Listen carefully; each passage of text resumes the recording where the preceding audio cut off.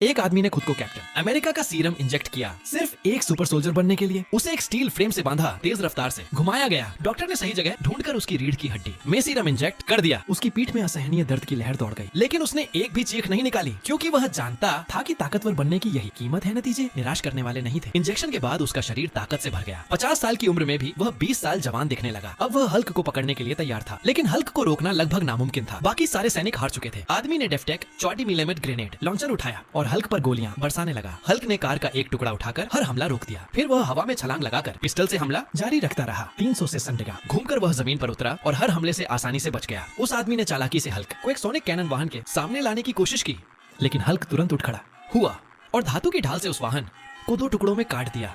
तभी आत्मविश्वास से भरा वह आदमी सीधे हल्क की तरफ बढ़ा और उसे जानबूझकर उकसाने लगा। उसके कमांडर ने पीछे हटने का आदेश दिया, लेकिन उसने अपना हेडसेट उतार दिया। बस इतनी ही ताकत है तुम्हारे पास। अगले ही पल हल्क ने उसे एक ही किक में दूर उड़ा दिया। उसके शरीर की कई हड्डियां टूट गईं, मगर सीरम ने कमाल कर दिया। उसका शरीर रातों रात पूरी तरह ठीक हो गया। हल्क से बदला लेने के लिए उसने और बड़ा डोज मांगा। दूसरे इंजेक्शन के बाद उसका शरीर पूरी तरह बदलने लगा। उसकी पीठ से एक तेज हड्डी बाहर निकल आई। कुछ समय बाद वह बैनर को ढूंढने गया, ताकि उसके अंदर के हल्क को बाहर आने पर मजबूर कर सके। लेकिन चाहे उसने कुछ भी किया हो, हल्क बाहर नहीं आया। वह खुद को बेहद अपमानित महसूस करने लगा।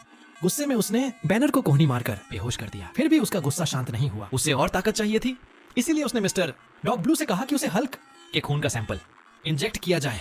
अपने सामने तैयार बैठे इस इंसानी प्रयोग को देखकर पागल वैज्ञानिक ने बिना हिचकिचाहट मशीन चालू कर दी। गामा रेडिएशन डिवाइस एक्टिव हुआ और हल्क जैसी म्यूटेशन प्रक्रिया शुरू हो गई। जैसे ही हरी रोशनी उसके शरीर पर पड़ी, सुपर सोल्जर सीरम और गामा रेडिएशन का असर मिलकर उसके शरीर को तेजी से बदलने लगा। आखिरकार वह एक विशाल और बेहद खतरनाक दानव में बदल गया। अबॉमिनेशन जन्म ले चुका था। अगले ही पल वह सड़कों पर उतर आया और बिना किसी रोक टोक के अपना कहर बरपाने लगा।